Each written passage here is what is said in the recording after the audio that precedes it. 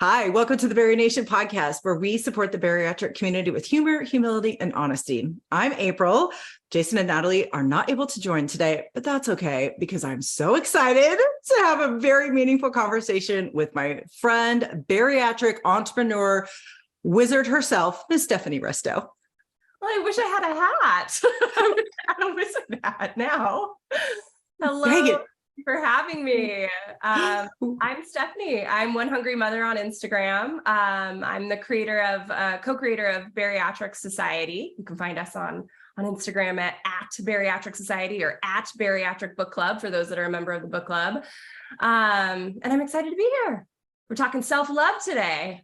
We're talking self-love. Yep. And a little bit of backstory. I met Steph, I think it was was it 2.5 years ago? I had this brilliant idea to start a book club for bariatric patients. And I went searching to see if it existed. Turns out she created it. And at first I was like, oh, I can't believe she beat me to it. And then I met her and I was like, oh, wow, you're actually really cool. Can we be friends? And then the rest is history.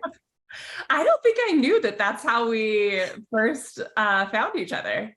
That was how I found you, and I messaged you. So if you go back to our very first DMs for book club, all about book club. And then remember I think the very first time we ever hung out in person was you came to my house for a weekend with Natalie. And it was the first time the three of us had ever hung out in person. Yeah. Oh, it was, I love it. I know. It was magical. To say that the things that you have been working so hard to create really do benefit the bariatric community in very meaningful ways. And it also ties into kind of the self-love journey, right? Because self-love, the definition of self-love, I looked this up before we hit record, is really having a regard for our own health and well-being. So it just means that we think about our own health and well-being. So I'm assuming that your journey to create Bariatric Book Club and Society really came from a place of self-love, I'm assuming, but maybe you can talk to that a little bit.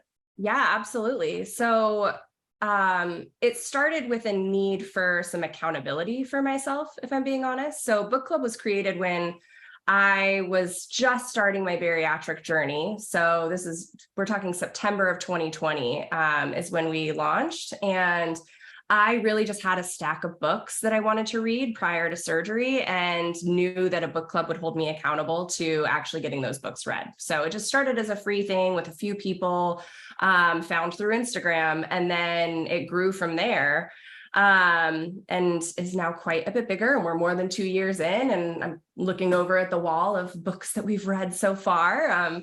So that's how book club started. And then retreat was very much along the same vein of like, I want to have this touchstone in the year where I'm refocusing on my bariatric journey. I saw pretty early on that I had heard, I should say early on, that maintenance phase was going to be the toughest. And I could see how that was true, how life, kind of takes back over. You're in this phase when you first have surgery where it's all you think about. It's, your whole life, you're learning this new way of being, and, it's your fixation. And then that fixation fades, and I knew that would happen. And so I wanted retreat to be this moment in time where we nurtured ourselves and kind of circled back to who we are as individuals and bariatric patients, because so many of us got to this place in the first place because we're so focused on helping the others in our life, whether that's, family or friendships or, in our jobs. Retreat started as a self-love thing for me, but also a way for other people to find their self-love, both book club and retreat, I guess you could say. What I really appreciate about both book club and retreat is that it is a dedicated moment in your day or in your life where you can refocus and just work on something that is meaningful, important to you. And when you have kind of that alone time with other people who also share this similar desire for focus, really amazing things can happen, because you're not explaining to people any of the backstory about the disease, about obesity, about your procedure. You really just get to dive in to those areas or facets of your journey that you are most interested in kind of working on. You can skip the fluff and go straight to that. Yep. You find people that speak the same language. That's really what it is we all speak the same language because we have a lot of shared experiences. What's been funny about book club is a lot of times people join having not read the book and they're so apologetic every time. And I'm like, you can join if you hadn't even picked up the book. It's fine. It's it's your group. Because we build the questions pretty strategically to like provide all the context needed if you don't read the book and to connect it to our weight loss surgery journey. So it's not necessarily about so-and-so's experience cuddling, right? In the book from a couple months ago. It's about like, well, what's our relationship with touch and how has that changed through our bariatric journey, right? So we take the information from the book, and on the self-help ones, it's really easy to say like, well, do you agree with the bucket diet? But on the memoir style books, it's like, how does this relate to your weight loss surgery journey? So it's been interesting to see people really use it as this like monthly moment of self-love every time. And I think for me, I always thought of self-love as like, okay, we're doing a face mask and a bubble bath and things like that. And what I've come to understand over the last couple of years, I think, as I lost the weight, my anxiety and panic disorder got a lot worse. I didn't have food anymore as a vice to kind of calm some of that deregulation, honestly.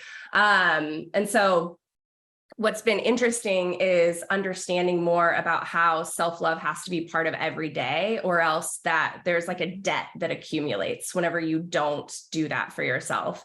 And that's what ultimately results in panic attacks and chronic pain in a lot of people and ailments, right? And so for me, self-love isn't anymore about like going shopping or doing a face mask or things like that. Self-love is remembering to go for a walk with my son in the morning before I start meetings so that I'm getting outside for a few minutes. It's feeding myself throughout the day, not just powering through work, right?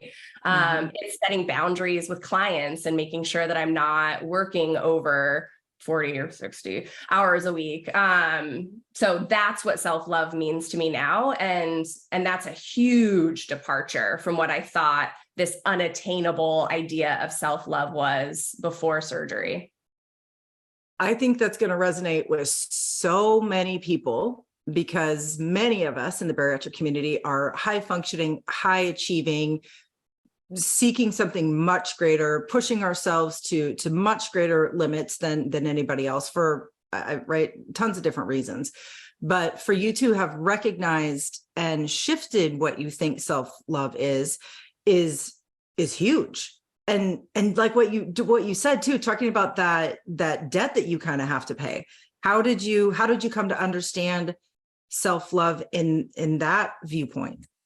Yeah, I started to notice a pattern and this was explained to me after my first panic attack that I ever had back when I was 26, was that because in the moment I was like, why would I be having a panic attack? I was watching a movie with a friend and playing with her baby. And then I was driving home from that and suddenly had extreme chest pain and collapsed on the side of the road and had to call 911. And I was like, I don't understand where that would be coming from. And it was explained to me that with panic, as an example, I'm using my panic disorder as an example, but this relates to how we, use food to calm ourselves as well.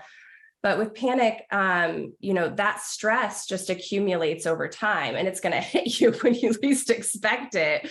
And I think that's what happens to us. That stress and that, that reactionary like need for something is what happens on the food side too. If we're not taking care of ourselves in all these little ways throughout the day, our body is going to force us to take care of ourselves in some drastic way later, whether that's through a binge or through an emotional breakdown or through a panic attack. Something's going to happen where our body is going to need that debt paid. And so, I knew that from when I was younger, but I didn't understand the physical impact that I was causing on my body until I started to lose the weight and really see the way that I was using food as that credit card, I guess, if we're going to keep on with the debt analogy or metaphor.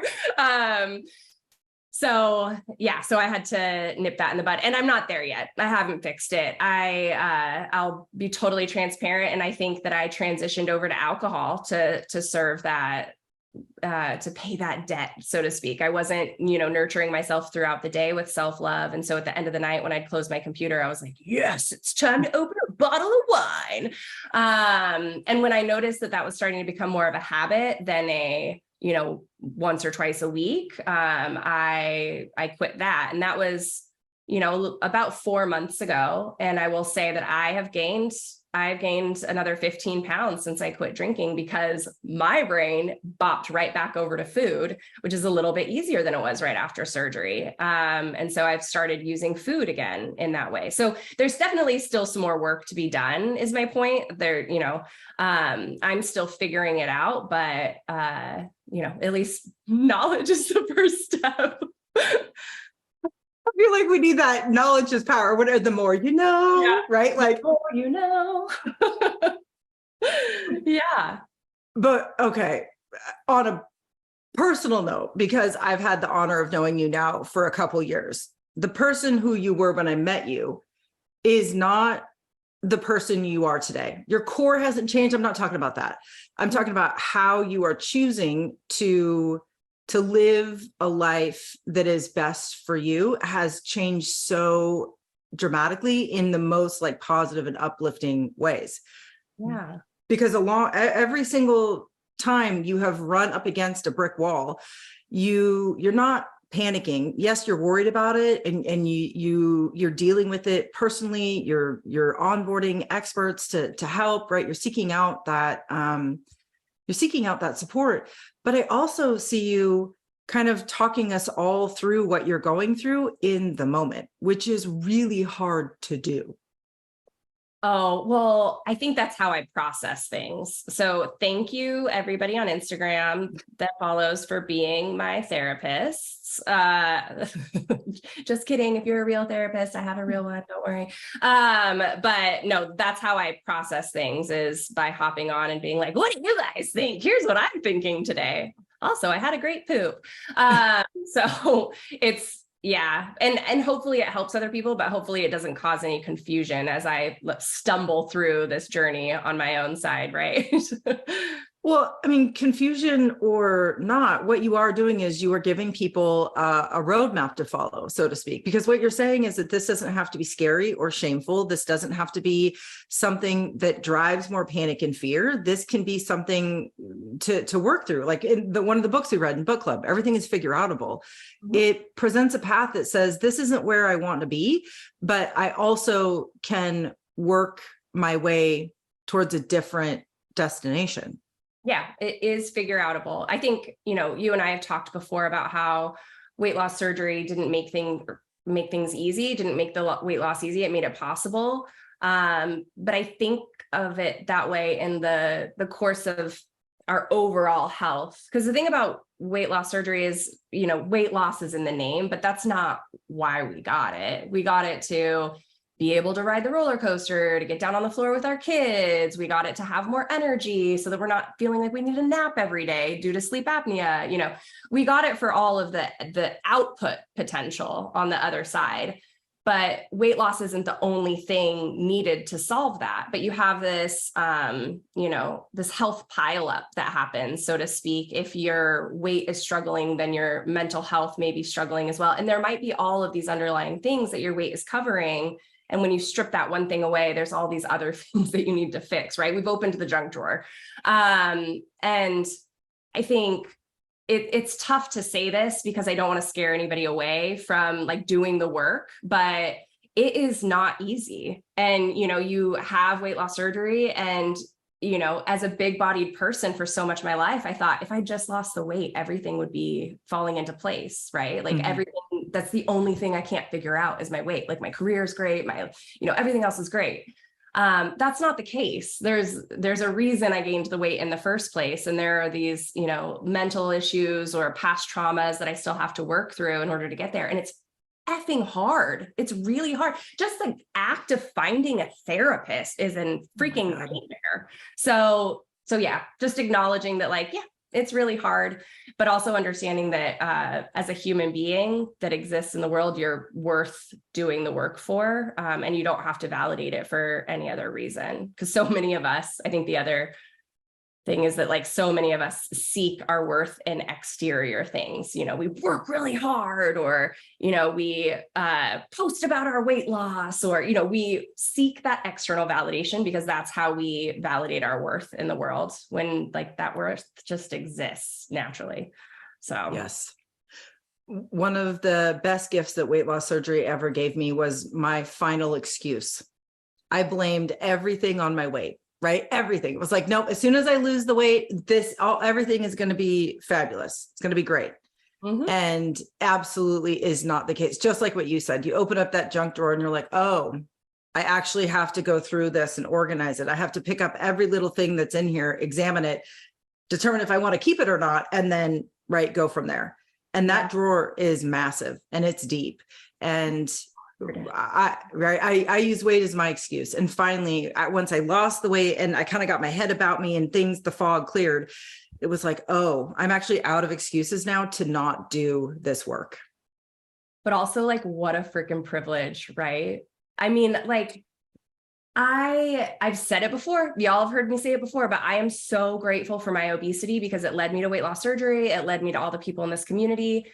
And honestly, more than anything, it led me to the junk drawer. Like it led me to the work. I would not be doing the work if I hadn't opened the junk drawer. And so while it sucks most days, and, you know, like it's not fun examining your childhood trauma, you know, I know that I'm having a more fulfilling, more thoughtful, more intentional life because I'm doing that examination. And so I'm really, really grateful that I get to, you know, it's a privilege. Yep.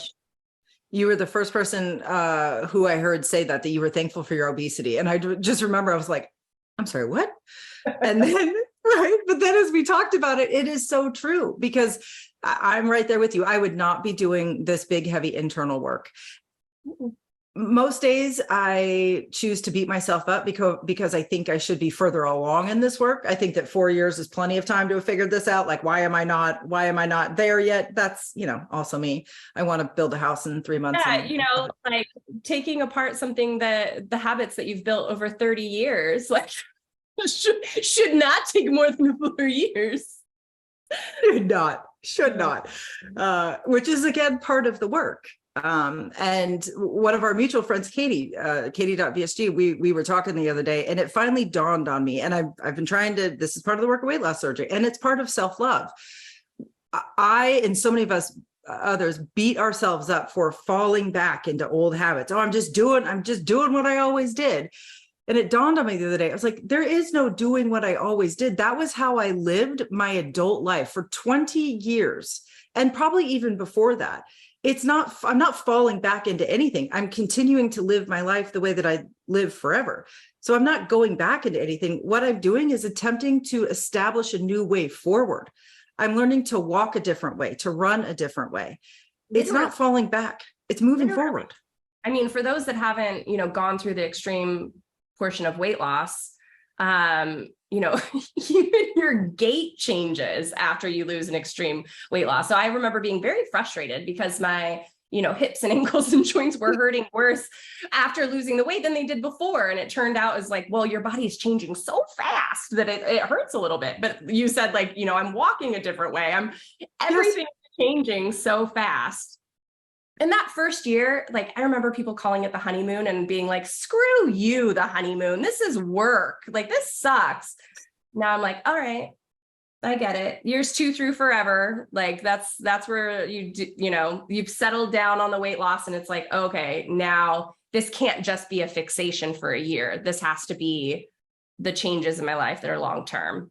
Yep. The other conversations I've been having with a lot of people recently is really kind of around that first year, 18 months after surgery, I was absolutely fixated on my procedure, right? On surgery. Bariatric life was my life. There was no room for anything else because it was just, nope, this is what I'm doing. And then I got to the commitment stage, what we call the commitment stage, where things really get difficult and you really do have to step back and examine, like, oh my God, am I going to continue to do this for the rest of my life? There's this opportunity where you can continue to live the way that you have been living for your entire life. And you will see weight reoccurrence. You will see, right? Everything that was once old is there again, right? You are your old life. Or you can make a commitment to really living life differently, to walking in that new way, to going in a different direction. And I think in this stage, what makes it so pivotal is that you really do have an understanding of exactly what that means. Whereas when you go into surgery, you just think, I'm going to eat less. I'm not going to be hungry very often. It's going to be great. Yeah. Not true at all. Yes. And all of these other things. And when you're faced with that reality, it can be a very dark place to be, because you think you've made so many changes, but you realize, oh my God, nothing has actually really changed. Yeah. And for me, that was when my bariatric journey actually started. And I'm to the point now where this self-love journey is really about, and I hate this word, but it is finding the balance between my bariatric life and my life. And I'm really to the point now where they're not two separate things, they're one and the same. My life has shifted, and I can't not pay attention to my bariatric journey and those non-negotiables and those things that I have to do, but it's also just my life now. This isn't all consuming. It's the thing that I'm doing. And that's where the privilege comes in too, where it's like, we have this thing we can bundle wellness up into, this community of other people that are going through a similar path, right? And these touchstones with experts like in BariNation or in the authors that we're reading in book club or the speakers at retreat, where because of this surgery that we had over here for our weight, we are exposed to all of these other facets of wellness to improve our lives that are impacted and, commingle with our weight, but that we probably wouldn't be considering if we hadn't had weight loss surgery. I'm glancing over at the book club wall, and like some of the books we're reading or have read are about, getting better sleep or creating better habits in your life, or, comparisonitis and how to, reduce that. These are things that everybody struggles with, but because we had weight loss surgery and because we were so extreme in addressing one area of our health, we've now opened ourselves up in a way to addressing the other areas of our health that we normally wouldn't touch. And that's self-love, is like actually addressing our whole health, not just, what that number on the scale tells you is your gravitational pull to the center of the earth. So. Right. Well, the definition of self-love is having regard for our own personal wellness. And the awesome thing about that definition is that word wellness, because we really do get to define it. What's wellness for me might not necessarily be all that's wellness for you, and vice versa. But if we're on this journey, if we're moving through this journey together and we're having these conversations, our definitions are allowed to grow and expand and to really refine onto what that means for us. But having regard for it means that you're thinking about it, you're acting on it, you're revisiting it, you're treating it with kindness and careful attention. To have regard for something means that you also kind of respect it, and that you understand that it plays this important role in your life. So self-love is kind of giving us that permission to put ourselves on a little bit of a pedestal, so to speak, but the definition requires that. And it's not saying that we're better than anybody else or that we have to take care of ourselves first necessarily. It's that we are equal with the other important things in our life. Yeah, we are also important. Yeah. Right. So Steph, how have you done? I mean, I know you're a mom, you have two very active kids, you are a wife, you're a business owner, right? You have a lot of things that are going on in your life. What are some of your favorite ways to practice self-love each and every day? Yes, this is something I'm still working on. I joke that I'm still trying to figure out how to treat myself like a human, because for so long I've treated myself like a machine. And when you abuse a machine, the machine breaks. And for me, that results in panic attacks or in, getting colds more frequently and things like that. I notice a pattern of that. So trying to set better boundaries with the workload that I take on. Have been doing a great job lately of not starting work until 9 a.m. So the morning time is for, sleep, working out, playing with my children, tidying up. Those are all things that like fill me back up before I have to give myself. And I know that sounds counterintuitive, like cleaning the house and helping get the kids out the door. Those things bring me joy. They make me feel like there's something tangible. I'm checking a box. There's a before and an after. So that's great. So ironically, filling the dishwasher is self-love for me. Going out for a walk, while that in some people's journey is a chore, like that's become self-love for me. It's a way for me to regulate my mood, right? Feeding myself. So I've gotten in the habit of having 2 eggs with cheese every morning with like for my breakfast. Like that's a way that I'm showing myself self-love. My sleep hygiene. So I've been having some sleep issues lately. And so I've taken a good look at, what does my nighttime routine look like? Because it's always been a bragging point of mine that I'm like, I'm a good sleeper. Like I have tidy sleep hygiene. So it really shook me when I started having bad insomnia. But I take a bath every night. I put my phone away an hour before I go to bed when I'm being loving to thyself.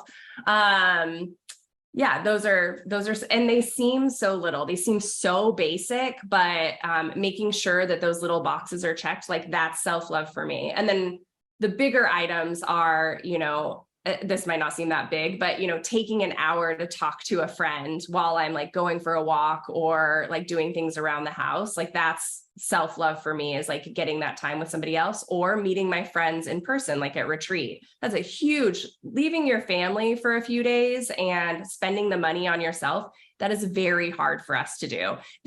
I love the bariatric community. The bariatric community is the last market you should try to build a product in, where you're forcing people to love themselves, because we are the worst at it. I'll tell you what. But that, it's so necessary. It's so important if we're going to be successful long-term in having these moments where we circle back to being an individual, human of our own, and serving what we need to thrive in our journey. We've spent a lot of time this summer with friends who are parents, a lot of time this summer. And I cherish the moments when they are kid-free, because they're not a different person, but they are. It's like when they know that their kids are safe and secure with other loving and kind adults, it's like this last layer of stress or responsibility falls off them. And you really do see a different version of them, because it just feels like you have the room to kind of like stretch out and truly relax. Because as a parent, I can't imagine the emotional load that you are carrying every single moment that you are with your child.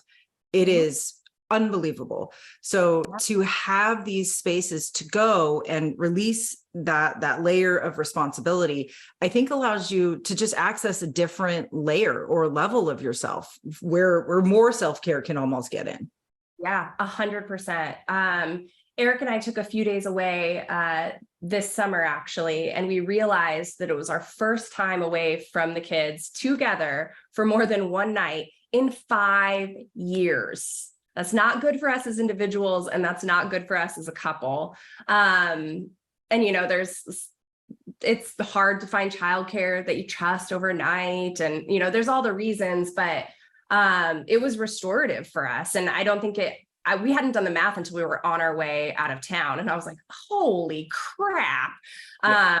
But yeah, I get that it's really hard. There's so many barriers to finding time for ourselves, for both the little things and for the big things that we have to do for ourselves. But if we don't show up for ourselves, like I said before, like that debt, like your body is going to make you pay the debt one way or another. And whenever I hear people talk about the expense of something like retreat or anything else, it doesn't even have to be my event, right? Or any event where they get to meet the community and, circle back on their journey. I have a hard time with it, because I'm like, you did all of the work to get surgery and to go through this journey on the front end. It's so much less expensive to maintain what you've built than to build something new. And so I'm like, you just gotta, continue investing in what you've already built. Yeah. Don't let it die off, because then you're going to have to build something new. That's where we start talking about, adjunct tools or revision surgeries or extreme diets, and that's just with the weight stuff. We're really talking like the whole picture here. So that's my pitch. Take care of yourself. Give yourself love. Dude, it's one of the better ones I've heard. I struggle with this constantly. And my journey was not what I thought it would be, I think, which is what a lot of bariatric patients think. But it doesn't matter necessarily that it's not what I thought it was going to be. I'm here now. And if I truly want to have a different life, right? I went into surgery because I wanted a different life. It's one thing to say it, it's another thing to be there, right? To be standing on the precipice saying like, oh, I didn't realize this is what it meant to have a different life. I didn't realize this is what it was going to take. I am not turning around and walking backwards. This is where I'm at. And these are just the things that I have to do. And reallocating some of my finances to invest in myself is one of the things that this journey is going to have to require. It's going to require that I change routines and habits. It's going to require that I have different conversations. It is going to require that I shed some of these old things that I used to think were helping me and aren't. And especially now, as I transition into September and kind of this new lifestyle for me personally, I'm returning to some things that did used to help me show love to myself. I'm going back to hot yoga. I'm rejoining a studio. I'm doing some things. I know. I'm so proud of you. I know. Thank you. I am too. I'm excited about it. And it's investing in me. And yeah, I'm going to have to not do some other things financially, but I need to invest in myself, because this is the only way that I'm actually going to move forward. It's the only way that I'm actually going to live a different life. And even though I used to do hot yoga in my old life, I'm doing hot yoga again in my new life, but it's with a new body. It's with a new perspective. It's with a new understanding, and it's with a new goal. I think I was doing hot yoga before because I thought I needed to do it. It was the most extreme thing that was going to help me, get that body that I wanted and be a weight that I wanted.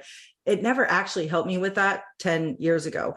But what it did help me with is time to myself, reconnection with my body, to step out of the machine role that you and I talk about all the time and step into my human role. I was showing myself self-love back then by doing hot yoga. I just didn't realize that was actually what I was getting out of it. So I'm very excited to return to this practice to see if I can fully embrace that part of me. It's why I'm going to retreat. Yeah. It's why I go to BariNation things. It's why I do book club. It's why I do all of those things, because it is a return to myself in a way that hopefully is more valuable to me than what it was before. Yeah. And I think the reason you do things is almost as important as the what that you're doing, right? So, if you're going to hot yoga to lose weight versus if you're going to hot yoga because you enjoy it, you're going to have a much different experience long-term with whether or not it's something that you stick to. Side note, I think things like retreat and book club and BariNation and the resources that we have in the bariatric community, it's not a thing that we need to do like you used to do hot yoga to lose weight. This isn't a thing that it's just that we need to do. It's that we get to. I get messages from time to time from people on an extreme weight loss journey, asking if they can be part of book club or part of retreat. And my answer is always, of course, we're not closing the doors to anybody, but the content is specific to weight loss surgery patients. We've created something specific and unique to those that are going through a weight loss surgery journey. And that's not to say you can't join, but we've created this for something else. Your call. But as somebody who has had weight loss surgery, there's this privilege in having this community of people that are going through something similar to you that you can identify, right? Like when we were big bodied, there wasn't the hashtag I'm big bodied, be my friend, right? Whereas here we've got hashtag bariatric journey or weight loss surgery journey. Right. So I can't emphasize enough the privilege that we have of being in this journey and getting to do the work and having the awareness to dive into all of that work. And that is self-love. Like, it doesn't feel like it sometimes, but that is our self-love, is the work. Yep, it is. And it is, there's only been a few times in my life where I've been excited, really excited to dive in and do the work. And this is one of those areas, right? I mean, I wake up thinking about it. I go to bed thinking about it. These are things that I want to solve for. And, you know, that is a privilege to be excited to learn something and to engage in something new. Absolutely. The other thing is, that wellness is going to look different for everybody as you're going through self-love. I can't remember who I was telling, but as I mentioned earlier, I've gained some weight since I stopped drinking, as an example. I eventually just determined that alcohol wasn't serving me very well anymore. And I asked myself the question, would my life be better or worse if I just decided I don't drink alcohol anymore? And so whenever I basically transferred my addiction back to food, I gained about 15 pounds. But what I found in the process was I'm not really beating myself up for that. Like, I know what to do to, lose the weight if I feel like I need to, which in my case I do. I want my clothes to fit better.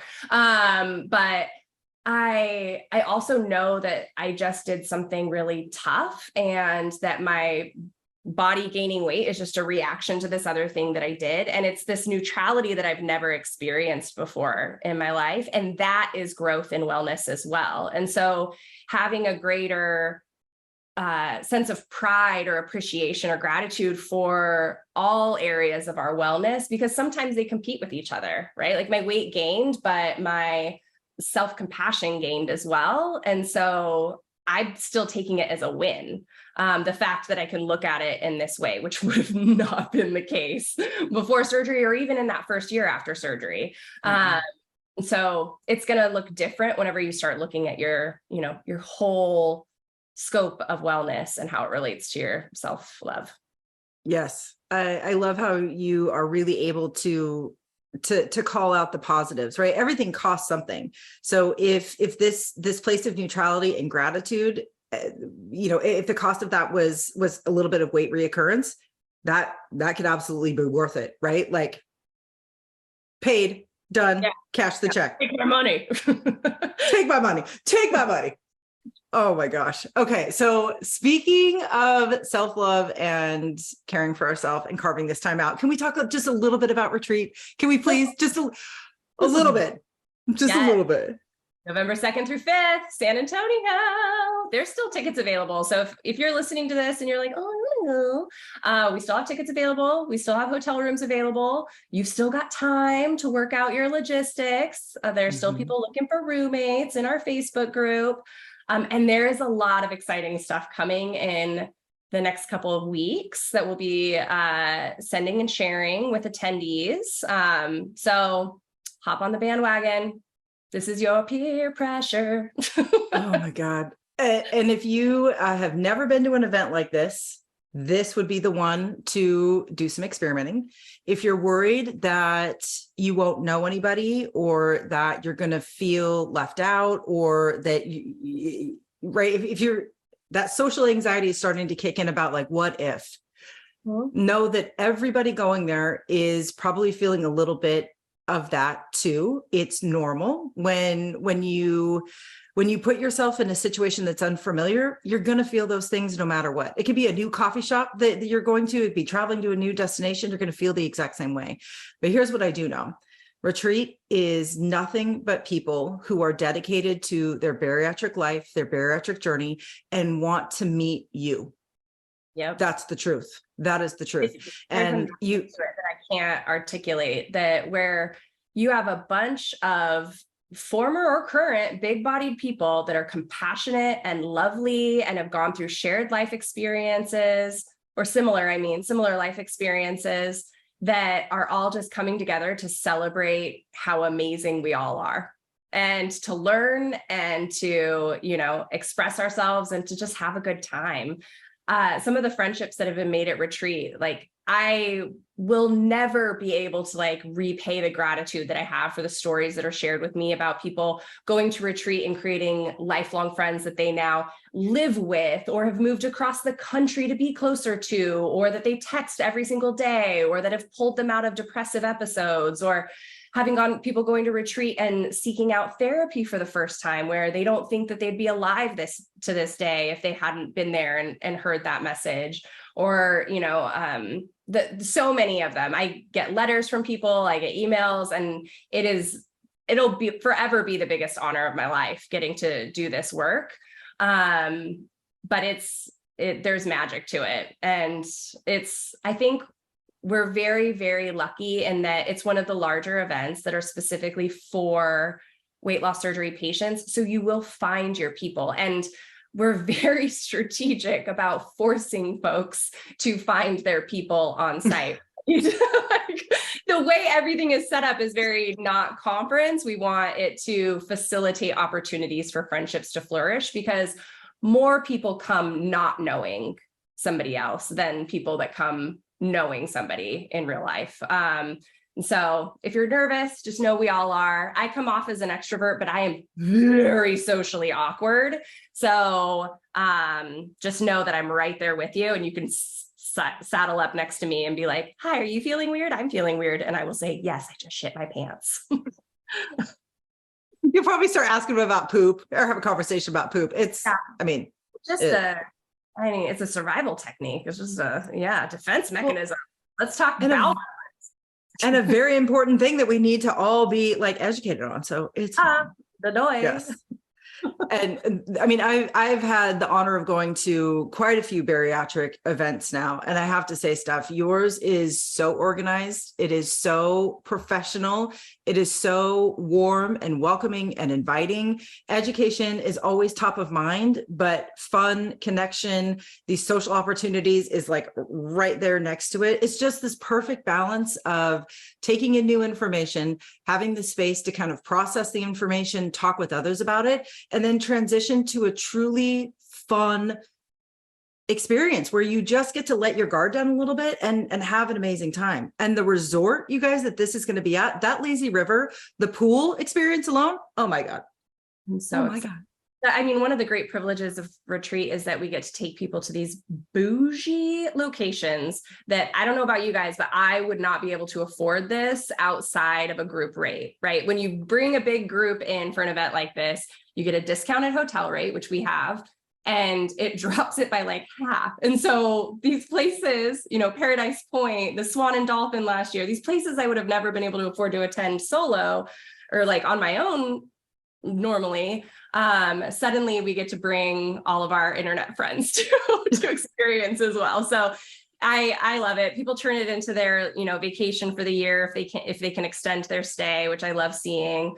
And it's just the best. Even the workbook. So I'm starting to dive into what's going to be in the workbook this year. Every session has a couple workbook pages that accompany it, because it's our like big mission that you're not just getting talked to for an hour, during these sessions on site. We want you to walk away with some of the work partially done. You didn't just like find out more of what you need to do. You've walked away with some of the work already done. So even that, having that workbook and doing the work on site is just such a departure from what I've seen at some of the other events. And it's exciting to do, and I love it. Yep, it is. And we BariNation, Jason, Nat, and I have the honor of speaking with Laura Graybo this year at retreat. We haven't released our topic yet, but it is absolutely on point. It is specific to kind of the time of year. We're very excited about it. So if you are thinking about coming, absolutely visit Bariatric Society's website, check them out on Instagram. If you do choose to purchase a ticket, when you check out, you can use code BariNation, and that's going to give you $20 off your ticket. It's also going to let Miss Ristow know that you are excited to come hang out with the BariNation crew as well. Other creators also have codes, so feel free to use any of them to get that $20 discount. But this is absolutely something that you should really consider if you are looking to make some deeper connections, to take in some new learning, and to just have a little fun before the holidays kick off. Absolutely. You can find more information about the event at bariatricsociety.com/retreat, spelled just like it sounds. And I really hope I'm already excited about some of the new faces we're going to see there. Yes. It's going to be amazing. Everything will be linked in our show notes too. You can, of course, DM bari.nation on Instagram. You can direct message Bariatric Society on Instagram as well. And they'll get back to you because it's all real people behind the Instagram accounts. This is the human. It's me or Leanne behind there answering those questions. You can also reach me on my Instagram at onehungrymother. Just don't get mad if it takes me a minute because I'm slow. Understandable. You got life, boundaries, what we talked about, self-love, all those kind of things. I'm trying to love myself. All right. I love it. All right, friend, what is the one thing that you hope people either take away from this conversation or maybe think about when it comes to their own self-love journey? Go to retreat. Also, the little things every day. Think of one thing that gives you a sense of contentment in the day whenever you're feeling dysregulated and try to do more of that. I love it. Thank you, friend, for joining me today for this conversation. It was a pleasure. I kind of feel like we have these conversations all the time on a personal level, but to be able to kind of bring it to the public is awesome. And if you think that, that these types of conversations aren't real, they absolutely are. We have the honor of talking about these things, on a personal level, and the fact that you are so excited and willing to share these conversations publicly, I'm just so very thankful for you. Oh, thank you. Thanks for letting me come talk. Anytime. All right, friends. Thank you for listening or watching. If you love this episode, make sure to like, follow, subscribe. You can also leave us ratings. You can do all of the things. We very much appreciate your support and your feedback because this podcast grows when you grow with it. So thank you for tuning in. If Jason was here, he would take us out, but he's not. So I will. I'll just let you know, you've got this and we've got you. See you next time. Bye, friends.